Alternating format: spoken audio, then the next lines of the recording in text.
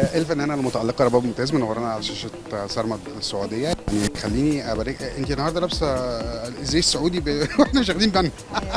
ما انا عرفت انك انت هنا فانا قلت اعمل كده. طب قولي لي بقى مهرجان ذكرياتك مع المهرجان التجريبي.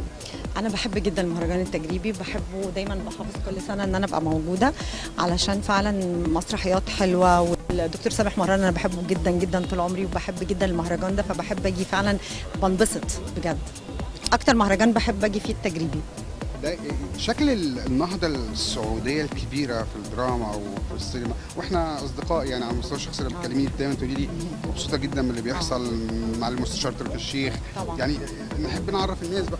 لا انا مبسوطه جدا لان احنا طول عمرنا دي حياتنا المصريين عند في الامارات. انا مثلا كنت بعمل مسلسل سوق الخضار وانا صغيره ومسلسل تاني مع استاذ فيفي عبده كان بيتعرض على الراي الكويتيه. ما احنا طول عمرنا دي حياتنا، الامارات والكويت، وده الانتاج بيبقى مشترك. اوكي، فبالعكس انا مبسوطه جدا جدا، وانا بحييه على الحاجات الاخيره وشكرا جدا ليه، عشان هو في ناس فنانين ما كانش موجودين سواء غنى وسواء ممثلين، وهو فعلا مد الايد ليهم وكتر خيره بجد. شكرا ليه بجد.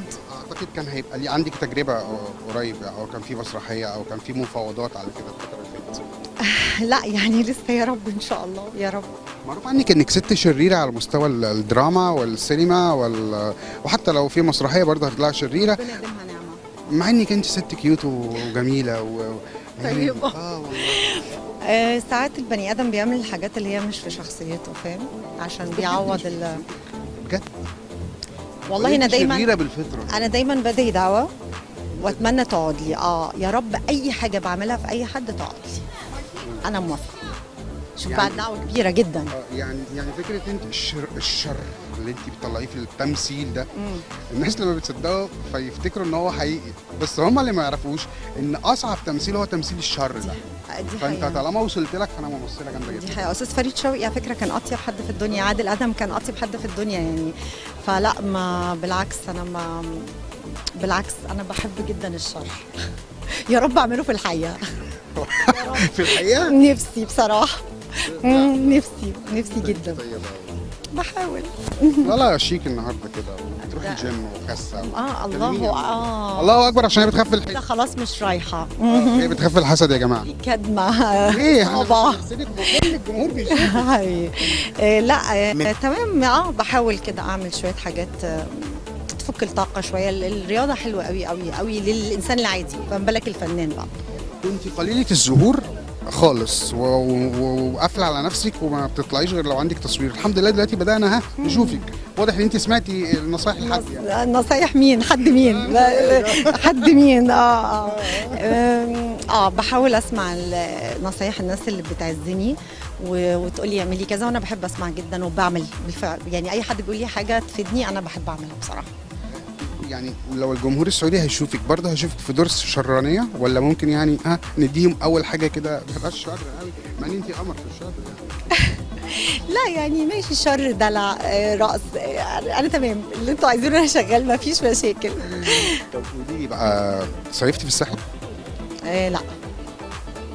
مش فلوس ولا؟ لا معايا. بس مش بحب الساحل. غردقه. دي حقيقه فعلا. بس كان يقول لك احنا بنصرف في الساحل 20,000 جنيه. وبعدين بحس ان انا اللي هشوفهم في الساحل بشوفهم في مصر، بشوفهم في المهندسين، بشوفهم في الكافيه، بشوفهم في كل حته. فانا ليه لا يعني تمام. انا عايزه ابقى مع نفسي كده. عندنا عمل حاجه درامي الفتره دي؟ اكيد مش هقول. ما انا المشكله ان انا عارف، بس بالظبط. الجمهور السعودي يعرف. طب هبقول لهم بيني وبينهم. بينك وبين دي حقيقه. يعني لو جالك عريس وفقير،